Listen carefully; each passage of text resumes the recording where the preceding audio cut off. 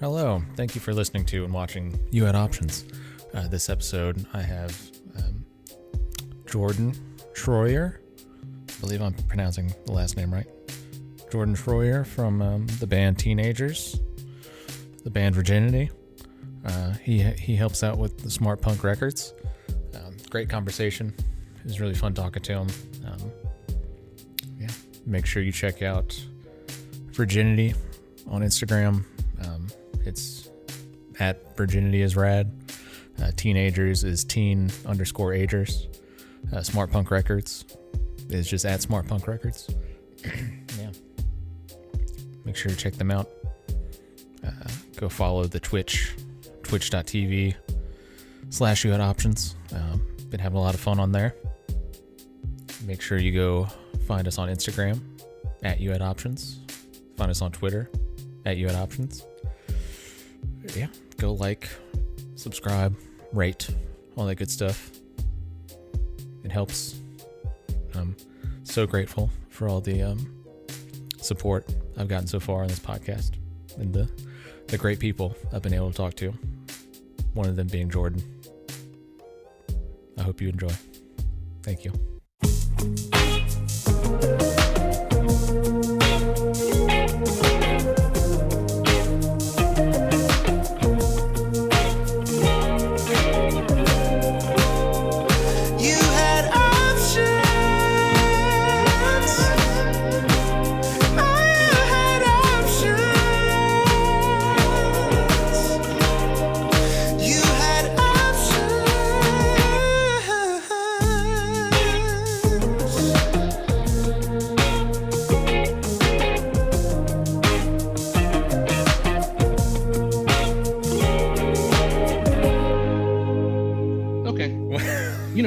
These. Yeah, I don't know what's going on. I'll figure it out.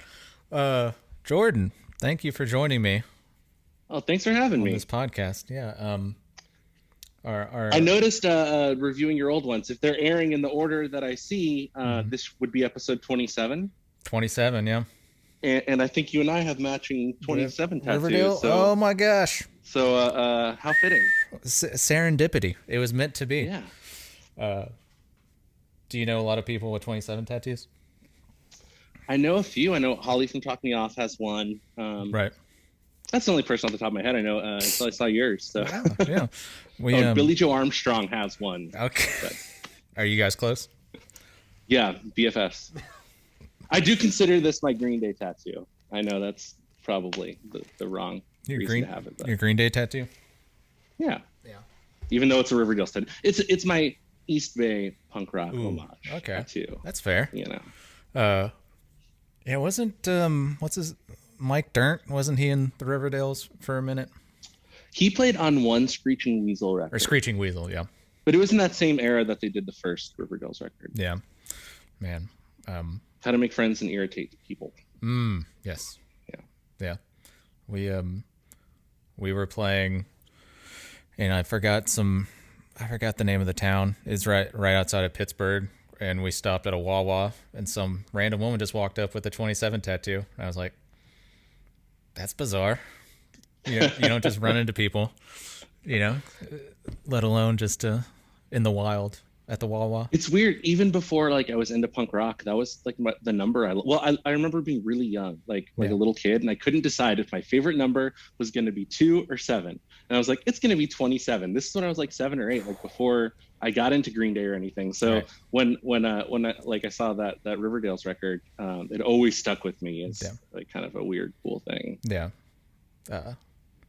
In preparation for this podcast, I was listening through a bunch of Teen Agers and a bunch of Virginity. Finding y'all on Spotify was tough because I didn't realize it was two words, and so I was just finding a million, a couple of pop bands, and then I was like, is there something wrong with me? Yeah, that band, we were already all in our 30s, I think, when we started it. So the idea was we were immature idiots, and so we were aging teens even in our 30s. So that's the Teen Agers, which the name is kind of cool, but in retrospect, it's made things maybe a little more difficult than it needed to be. Oh man. Yeah. but I eventually I was like, oh, 2 words, and then I found it. But yeah, I Nice. noticed you guys had a cover of "Scattered" by Green Day. Yeah, yeah. I'm the Green Day enthusiast in the band Okay. for sure. Yeah. But that's the song that everyone in the band agreed is like that everyone else in the band like really really loved that song, and so I finally convinced them to do Nice. one. Yeah. But I've Nimrod. done with other bands and stuff. I've done like full on like Green Day cover sets and stuff around Orlando. And Yeah. at the beginning of the pandemic, I did a couple acoustic live streams where I did one where I covered Insomniac front to back, and one where I did Nimrod front to back, and that was a lot of fun and a nice way to help ease some of that fucking weirdness in April and May of 2020. Right. I'm gonna crack a beer if you don't mind. Crack it, brother. Figured to have a drink with you. I've got This is from. You got a Taco Bell beverage. I've got a Diet Pepsi. So yeah. Nice. This is from a great brewery in Orlando called Sideward. And almost every time I've been in there, they've had Hot Snakes playing, but they actually named this one after it. It's called Audit in Progress. Hell yeah. What's a double India Pale Ale. So Ooh. might get a little wonky halfway through this. Hey, man, you just speak your truth. Whatever is weighing on Jordan's heart. But yeah, Nimrod. I would. Oh, sorry. I've interrupted you twice about Nimrod. No. I would love to hear you talk about Nimrod. No, you go. I just wanted to compliment you and say I've enjoyed this podcast and I've listened to a few episodes. I listened to Christians and I heard Greg's from. I'm sorry, I heard Michael J. Wolf's. You might need to edit that out. From Wolfface recently, and they're fantastic. And I saw you have a few other guests that I can't wait to check out, like our buddy Andrew from the Caffeines. Oh yeah, that was a fun one. Yeah, man. It seems like you and I are in like really similar circles, yet I don't believe we've ever met. I don't think so. And I don't think our bands have ever played together, which is kind of crazy. Because I look back and like you've played with like Evandal and all these other bands that we kind of do stuff with all the time. So it's pretty cool. It's very, very nice to meet you this way. Finally. Maybe we'll have to change that, fix that after the pandemic. Totally. Yeah, it's been fun. Okay, back to Nimrod. Yeah.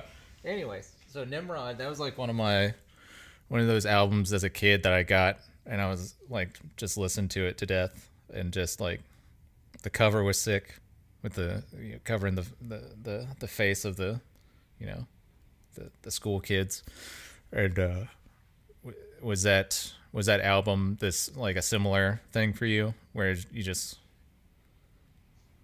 huge for me? Yeah, I did get Dookie in like 94, Christmas 94. Ooh. It's the first CD I ever bought. Nice. My dad got me the Sony Walkman, a Discman for Christmas, and he gave me Boyz II Men 2 and Shaq Fu to return with it, which are great records. And then the next morning I rode my bike to Best Buy, and I was like 9 or 10. I was 10, and I bought Dookie and Stone Temple Pilots Purple. Wow. And Dookie's never left my side since. What about Boyz II Men or Shaq Fu? I have recently gone back to the Shaq rap catalog because it just got uploaded to Spotify this year. Wow. And it's fantastic. It's definitely like, if you like that 90s hip hop, like De La Soul, like Tribe kind of like stuff, like you'll love the Shaq records. They're great. Fu Schnickens was his favorite rapper, so I think they're on some of the songs and stuff. Okay. It rocks. But yeah, then Insomniac. Oh man, if you want to talk Green Day, we could just do this the whole time. Sure, man. Insomniac, actually, I've lived in Central Florida pretty much my entire life. Yeah. Out of the 36 years, I've spent 2 years somewhere else. When I was in like 1995, I lived for like 6 months in Burlingame, California, which is right outside of San Francisco. Okay. And that's when Insomniac came out, and I got that then, and that was the coolest thing in the world to me. And then I moved back to Florida right around the time Nimrod came out, and then happened to see Green Day, I think within a couple weeks of the release of that for the first time. My dad took me, I was 13, I think. Yeah. And it was Green Day and Superdrag at the Embassy in Orlando. Mm-hmm. And still club shows before they're playing arenas and stuff, even though they were big enough too. Right. I think they avoided arenas for a while. And yeah, that whole Nimrod era was definitely like so huge for me. And, they definitely made me want to play music like that. And that's when I started like playing guitar and playing with people. Yeah. Right around then. What was your first guitar? It was a Mexican Fender Strat. It was red. I wanted it to be like Billy Joe's blue, Right. but I got like a very similar one, but red, and covered it in stickers. And I still have it. I don't really use it anymore, but I still have it to this day. I did, and just to show you the evolution, 3 years later, of course, I took it somewhere and modified it to the single Invader humbucker, so I Tom DeLonged my Billy Joe guitar. Hell yeah. But you know, that's what happens when you were born in 1984 and like punk rock, I guess. Yeah, I did. I had the Mark Hoppus bass for a while, so yeah, I get that. So, you've been in Central Florida most of your life. Florida's punk scene is great. With, you know, obviously with like Fest and so many great bands. I don't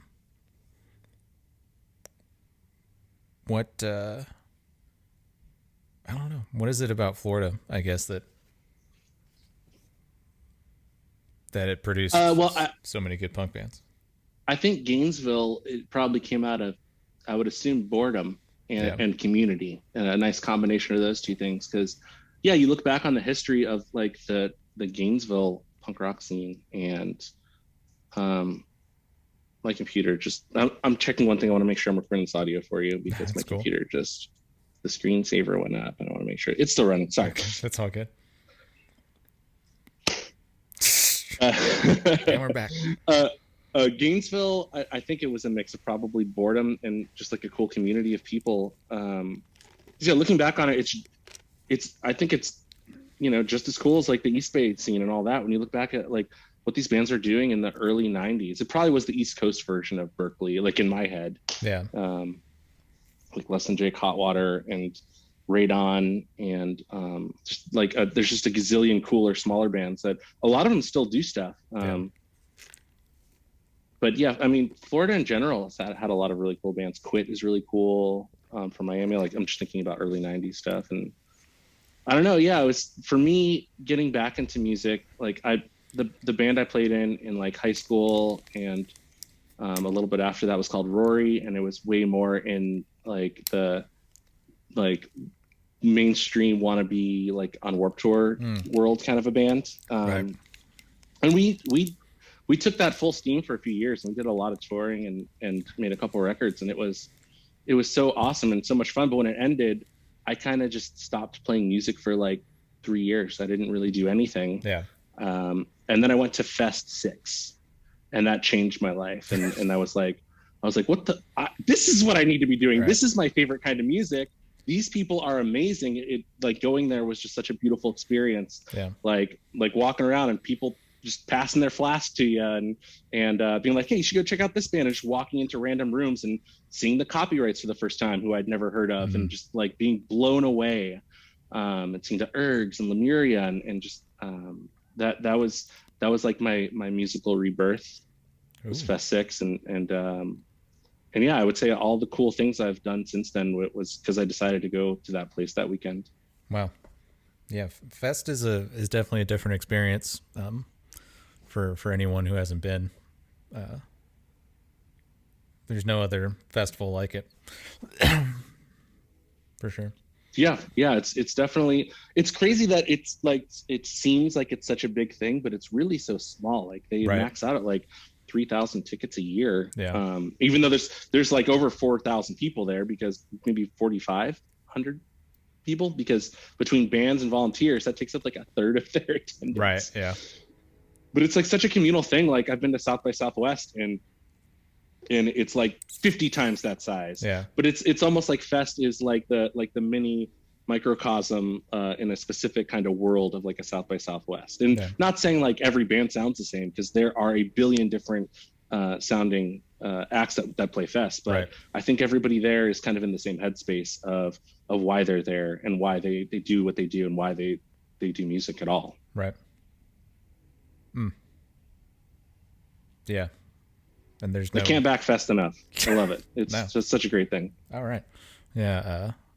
and there's no weird promotional stuff, like weird, I don't know, like Live Nation presents, Fest, and there's like the Miller Lite stage and.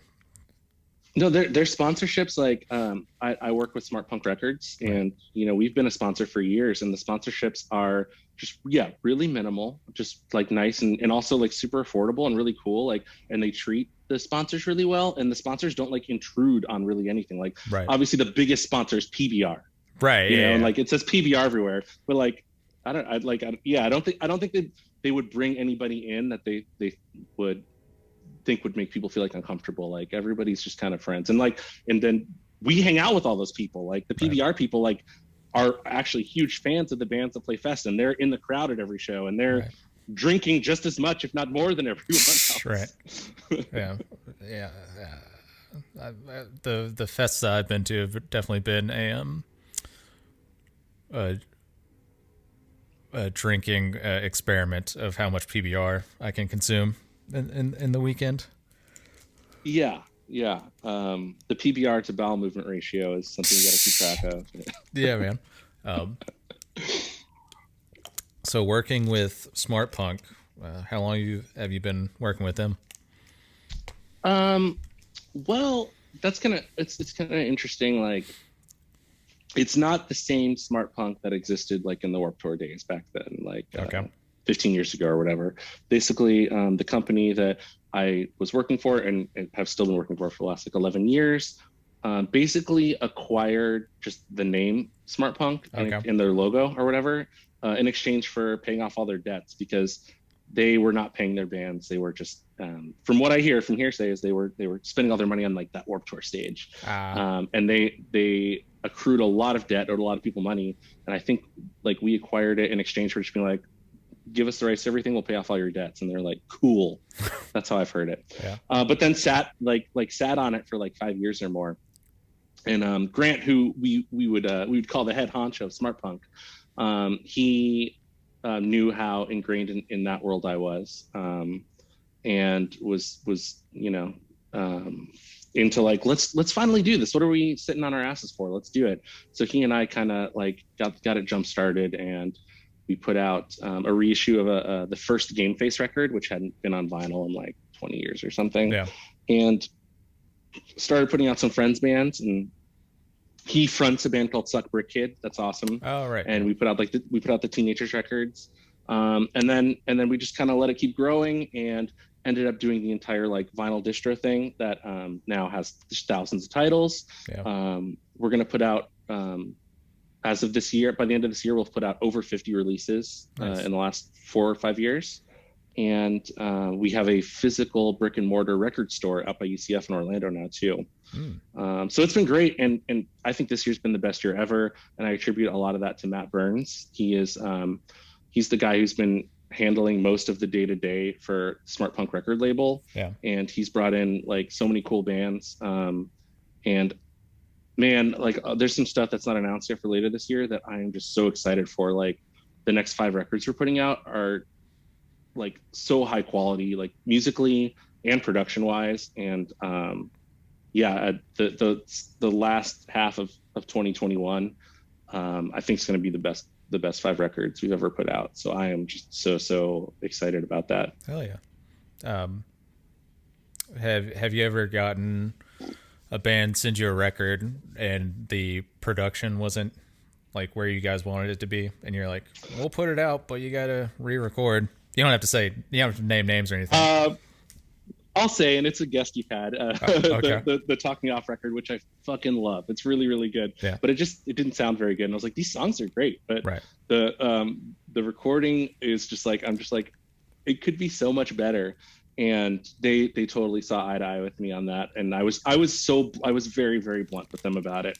And they were very, very cool to be like, to kind of like understand, I guess, and agree. I think at the end of the day, we took it back, and Ian, who works out of the Smart Punk studio, there's a little studio in the warehouse that he's done awesome work there. Ian is now, I believe, playing bass in Suck Brick Kid. Cool dude.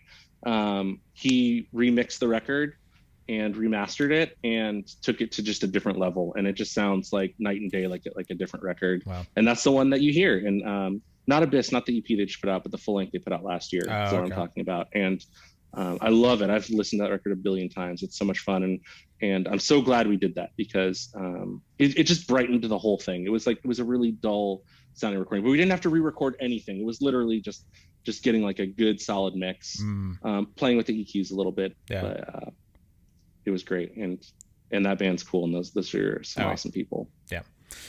Christian and Holly are solid. I've never met their bassist before, but I imagine he's solid too.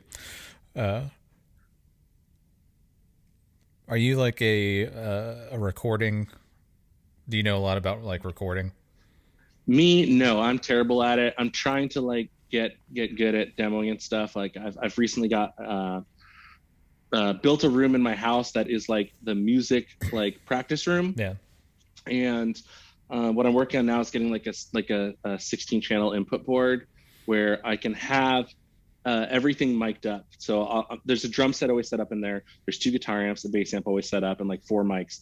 So anytime anyone wants to come over and jam, we're ready to go. Like, if you want to bring your stuff, fine, but no need to, right. Which is great for teenagers who we live in like 3 different cities, and it makes it so much easier because like Justin can fly down and Kyle can drive up and not to bring a lot of equipment. So the idea is like I have a room that's plug in and play ready, but my next goal is to be able to have everything like mic'd, so I can have like a 16 channel mix where I can just track practices and then go back and be able to like edit down. And when we're writing, it'll be super helpful to pick pieces and put stuff together. So I would say I'm proficient enough in like the demoing area of stuff, but I'm not like an engineer by any means. My guru right now is Jim, the drummer of Virginity. He is just a wizard at that stuff, and he's the one who's kind of like teaching me how to like get this all set up, and he's helping me put it together. But yeah, he has the setup that I'm trying to do. He has set up in his basement of his house, and basically like when we have band practice, he just hits record. And it's so funny. It's like we'll listen back on practice, and I'll be like, this sounds like better quality than some bands are putting out like their actual releases for. And this is just like our rehearsal playbacks. Right. So I know I'm not going to get my room that good, but it's a goal to get it.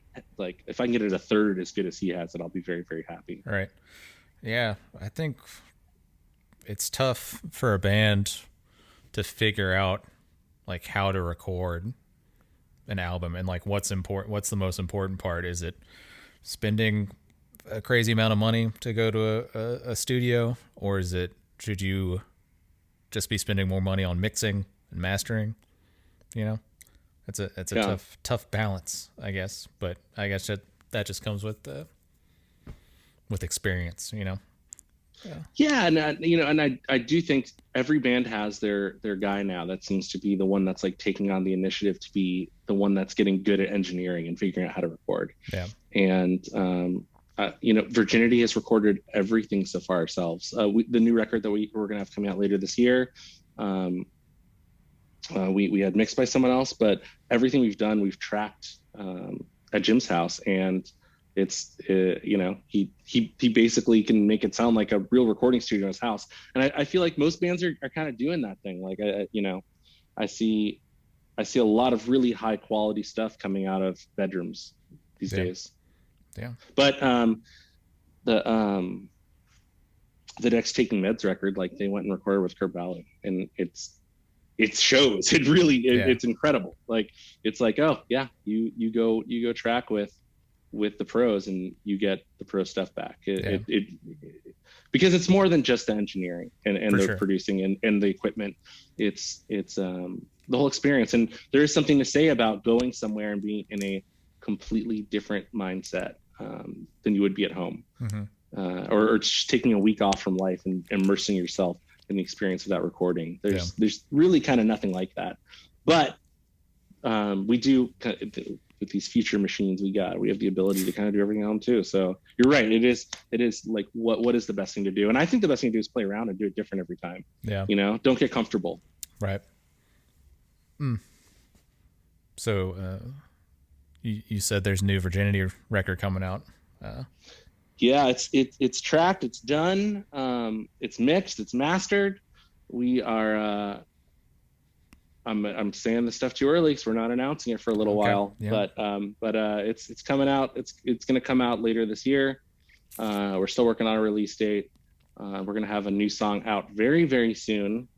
And we're also working on getting really good at playing the entire record live. Yeah. And we're going to do like a nicely shot and recorded live version of the entire album front to back. And I don't know if we're going to release it weekly or all at once or how we're going to do that. But after the record comes out, we're going to have all this extra content that we're currently trying to really hone in. That's cool. And one of my best friends in the world, Chris Pfister, who plays guitar in Debt Neglector, is playing live with us now. And he's going to be doing all those live videos and all the shows coming up. And that's very exciting. He and I have been music buddies for so long, so it's really nice to get him in the mix. Yeah, that's cool. Like listening through the Virginity stuff, it reminded me a lot of like Roswell Kid, kind of. That's awesome. Yeah, Casey, the singer songwriter, is definitely a huge Roswell Kid fan. I also love Roswell Kid. Yeah. He's definitely influenced with stuff from that world. So that's cool. He would love that compliment. Yeah. It's yeah,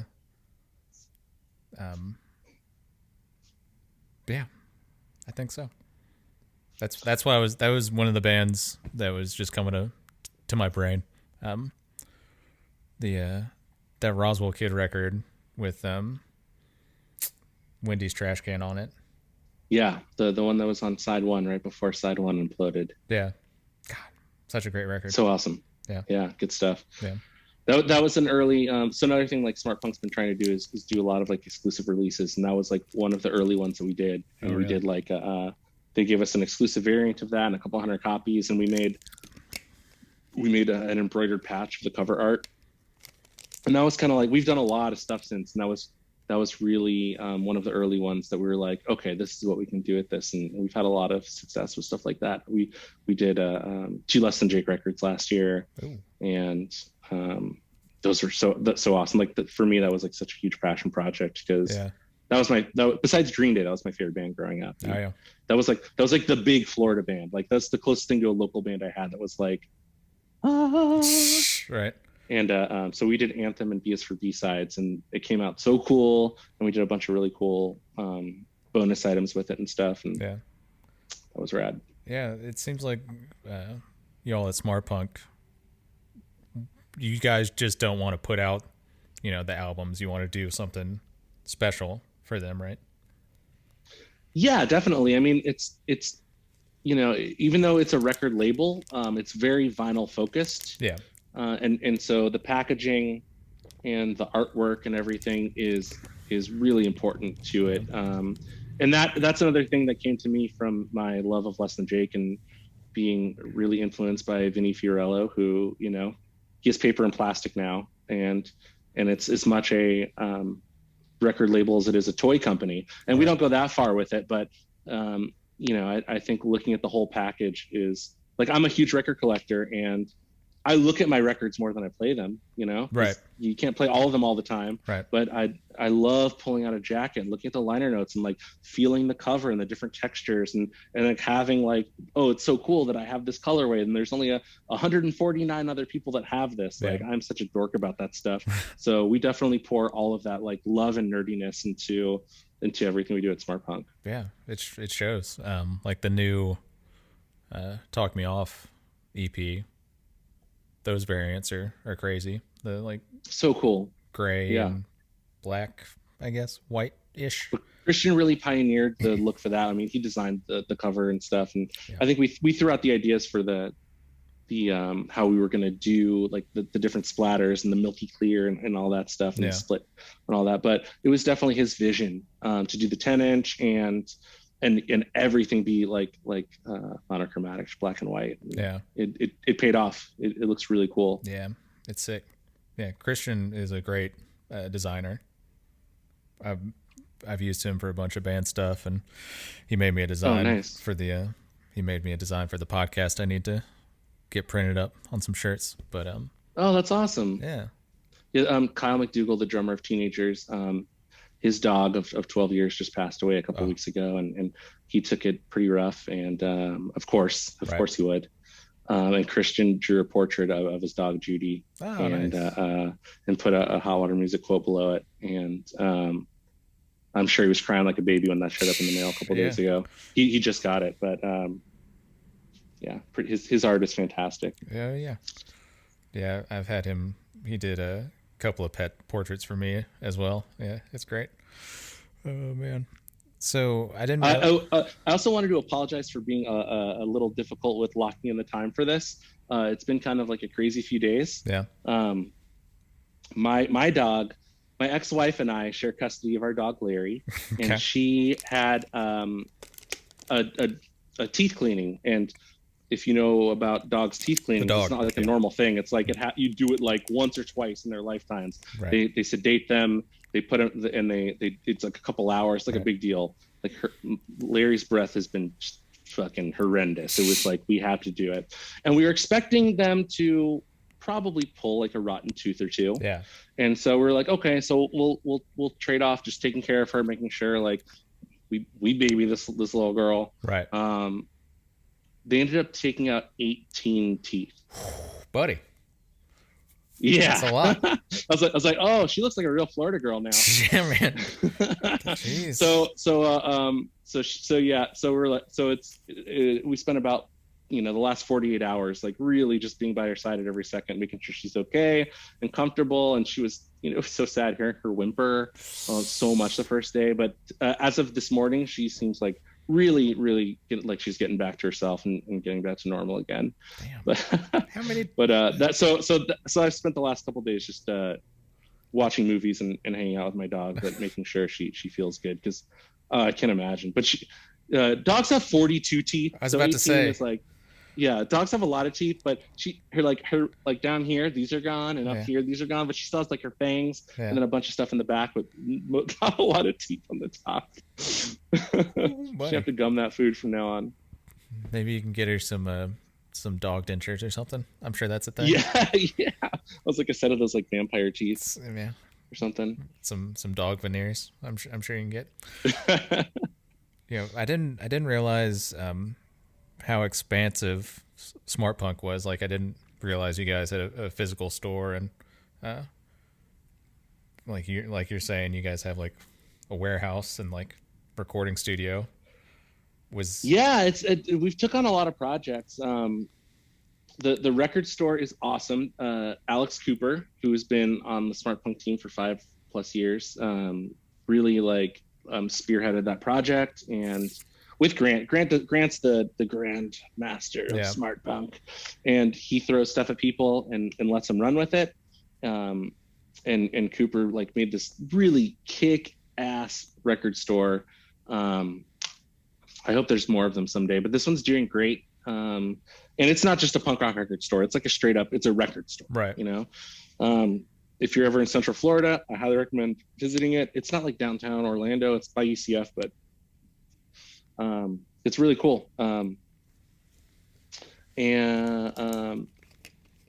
Yeah, the whole Smart Punk thing's just been a bunch of fun. Like, we try to go and vend at as many events as possible, which obviously we haven't done any in a year and a half, right. But usually like 4 or 5 festivals a year, we bring out all the inventory too and sell stuff, not just our records, but we like bring out like retail records and stuff. And we've done that at Riot Fest for 4 or 5 years, and nice. The Fest, and we did Punk Rock Bowling last year. And this year we're locked in to do Furnace Fest if that's happening, which everything's looking good so far. So those things are so much fun. Getting the opportunity to just like go places and sell records, and it's kind of like a little vacation, but also very grueling work. But you have your tent set up and you're slinging records, and you look over there and like the Flaming Lips are playing, and all right, this is cool. Yeah, that's cool. It's such a whenever you first started to get into the selling of records business, has there been any weird businessy stuff that you didn't expect to happen that has happened? Oh, so much, and I do everything in my power to stay the fuck out of it. I let other people do it. Like Yeah. my main role is like I'm like project manager, Okay. and just trying to like bring people in to do cool stuff, or if I see a cool band, or I recommend it. And I'm always the one who's like, as soon as you're starting to talk contracts and stuff, I'm gonna step aside and let you guys do that. I don't want any part of that. Yeah. Yeah. It's and luckily enough, in like our world of punk rock, there's not too many douchebags, and so I can imagine, you know, everybody could have a day or something, you know, where they're Sure. you know, they have a little freak out, but yeah. No, you're absolutely right. Like most people are in this whole world are very, very cool and see eye to eye, and yeah, it's all pretty easy when it comes down to just being like, you want to do this, we could do it this way, or we could do it this way, or we could do it this way. And Yeah. you know, what I always make sure everyone knows is everything is negotiable. Like, just if you have an idea, bring it up. Right. What's an idea that you have had that you're super proud of with like Smart Punk?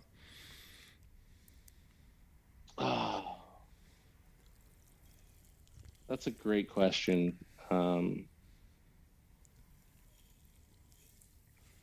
I don't know. I'm drawing a blank. I might come back to you with that.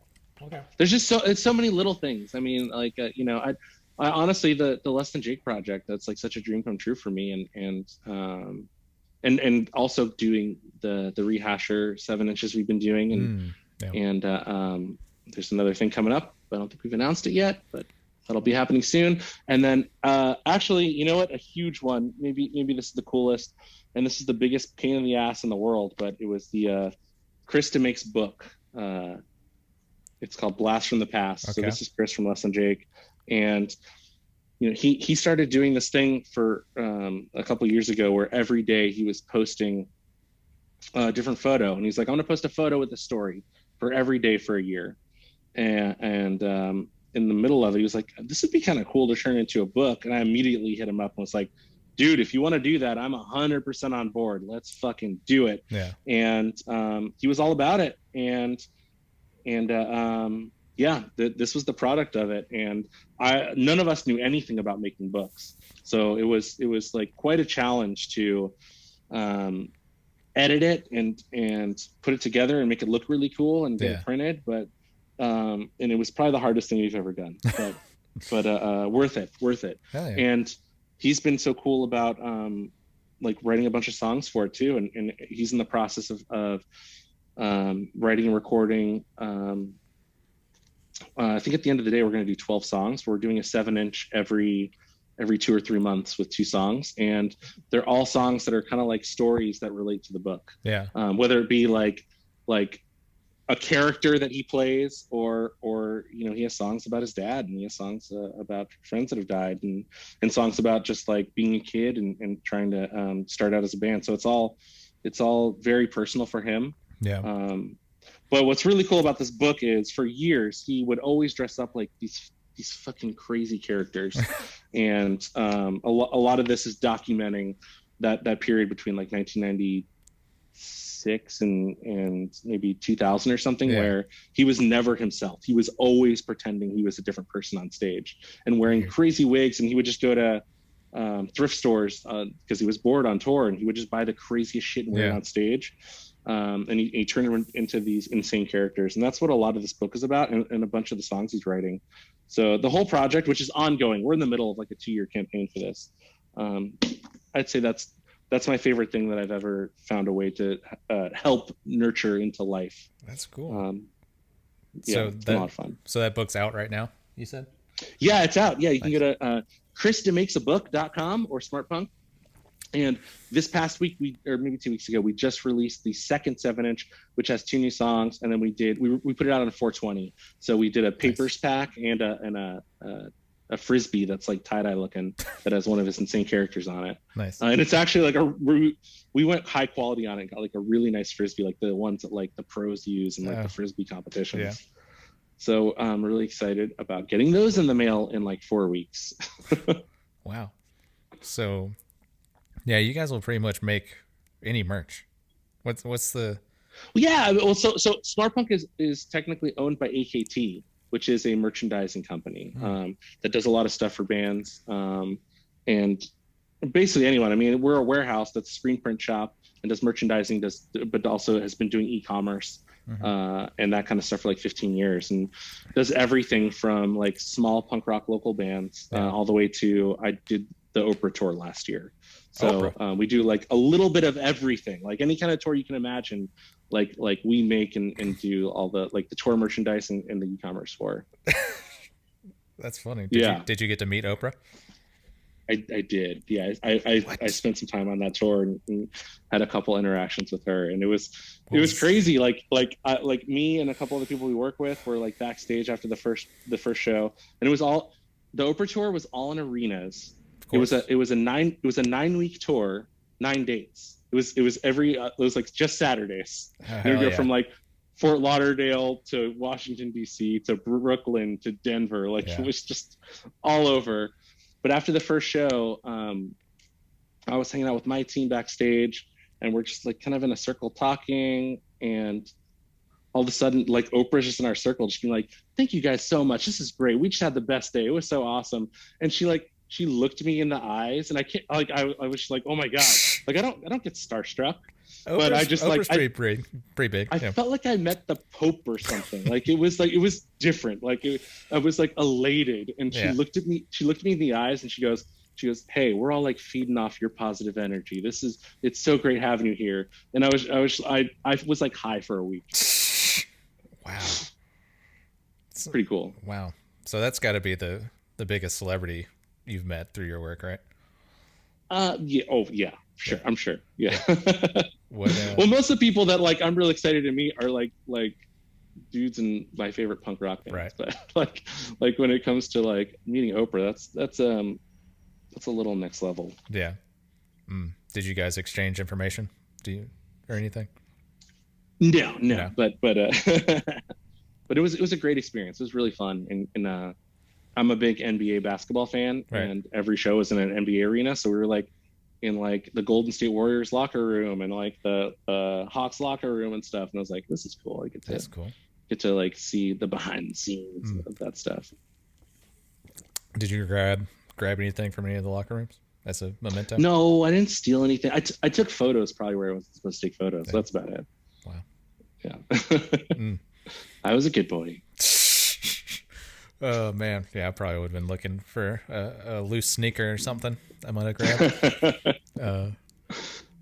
What's the craziest merch you've made for Smartpunk, or the most elaborate, maybe? I don't know. Matt Burns spearheaded the Keep Flying record that came out earlier this year, and the merch stuff with that was so cool. I can't remember it was like a campfire mug, but there was like a whole camping set with all kinds of stuff. Look it up if you can. If you're listening to this podcast, look it up. I think it's all sold out by now, but it was really, really cool stuff. I've been really stoked on doing like the challenge coins, because you can make those look so nice and really colorful and unique. So we did those with the Less Than Jake stuff. We did those to Keep Flying. Okay. I think we're gonna do more of them because they just come out so cool. So I love that stuff. Challenge coin? What do you mean? Yeah, hold on. You're gonna disconnect from my nice microphone setting, but I'm taking you to my challenge coins. So yeah, these were like the ones that we did for Less Than Jake. So this is like B is for B-side, and the other side is Anthem. Okay. And they're super thick and like really nice, like cool stuff. That's pretty cool. Yeah. So it's an actual coin. Is it made out of? What's it made out of? It's like metal. Metal? It's like a metal coin. Yeah. You can do different color backings. Like you could do gold or silver or whatever. And Could you print out some like quarters? Well, that obviously we don't make. We have someone else makes that. We screen print T-shirts. Yep. Oh man. Well, yeah. We're coming in on 45 minutes here. Yeah. Do you have any crazy like tour stories you would want to share? I don't even know where to start, man. What's the worst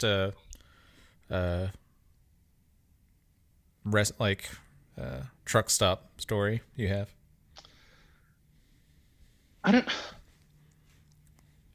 Well, truck stop story, nothing like super crazy. I think the most insane story was somewhere when Teen Agers was playing somewhere in Austria at oh god, I can't remember the city. I'm sorry. I'm also the worst at remembering where things happened and when they happened. Okay. My memory is total shit. Yeah. But I think we were in Austria. At some like anarchist squat that we played at, and we stayed the night like upstairs. And those are some of the coolest shows. We played so many. They make you a big bowl of sludge, vegan sludge. Yeah. And the shows are just like pretty bonkers and fun, and the people are so cool. But yeah, I remember this one. There was like a huge like protest a few hours away in Germany, and I just remember being woken up, like we were sleeping upstairs and being woken up at like 4 a.m. by like 300 people coming back from this like giant protest, and that being just kind of insane. And yeah, anarchists, wild. Anarchists are crazy. Yeah. Yeah. I feel like we can wrap this rascal. Cool. Yeah. Cool. Do you have any last words of encouragement or enlightenment that you would like to? You know, maybe if y'all have heard it all before, but I feel like you know, keep hanging on. This world is in a fucking crazy place. Don't disown your parents for being idiots and assholes. Like, yeah, whatever. Just everyone needs to get along. It's true. And find common grounds on good things. Like, not everybody has to have all the exact same beliefs and shit. It's true. You know, like, and things are starting to get back to normal, and it feels great. It feels so great. But keep a fucking mask on you. Like, you don't have to wear it all the time, but I got the one with the dangly thing, and out of respect, it's always around my neck whenever I'm whenever I'm outside the front door. So if any, you know, I've had my second shot for about a month now, but if I'm around anyone and I know they're uncomfortable, I want to make sure they're comfortable. So I keep your mask on you. Come on, just out of courtesy of other human beings. What else? I don't know. Stay positive. Like, it, you know, as bad as things are, they could be so much worse. Oh, it's true. And I'm so excited about being able to go out and play shows and go to shows and do things again. Right. And I think if everybody's cool and respectful, it's going to be fucking awesome. You know? Yeah. Be comfortable with what you're comfortable with. Be uncomfortable with what you're uncomfortable with, and just go with it. Yeah. That's good. Is that good? Oh yeah, that's great. Probably the best one anyone's given. Yeah. Did you get the Pfizer or Moderna? I was Moderna. I got the Pfizer. Yeah. Pfizer game. I also bought like $200 in Moderna stock before, so I was like, I've made $25 on it. Hell yeah! Wow, man, real wheeling and dealing over there. Oh, man, Moderna's treating me well. I bought some Dogecoin. I bought like $20 of Dogecoin. Did you? So yeah. How's that at right now? I don't know. Let me see. I had a friend, and so I have some friends, and we do the nerdiest thing ever, and we started doing it at the beginning of the pandemic, and we do brackets of our favorite bands. So they're set up like March Madness, where it's like 64 songs of one artist, and then we each do our own individual bracket, and then we do a Zoom call where we vote on a master list of it, and anywhere from like 5 to 15 people show up to these. Yeah. But our last one we did was the Pixies. And while we were doing it, my buddy, Sean Rice, had just bought his Dogecoin. And when we started it, he was like up $40. Yeah. And when it ended, he was like down $30. Yeah. And the next morning, he was up $200 on Dogecoin. It's currently we're sitting at 38 cents a Dogecoin. So that's very high, right? Yeah. That's the highest so I've he's seen. He's probably up like a few $100s. Yeah, man. It was too confusing for me. I couldn't buy into it. Like, I bought a little bit of Bitcoin and Ethereum, but I'm like, I put a couple $100 in each. I'm like, I'll let it sit, and maybe I'll make $1 billion off of one day. But if not, whatever. Yeah, it's too much. I don't know enough about the stock world, and I don't really care to learn. So I'm just like, there's something. My one thing with it is find some things that seem safe, that you like, that you're like cool with, you respect their practices. Like I've invested a little bit into like solar energy stuff and clean power and stuff like that. Yeah.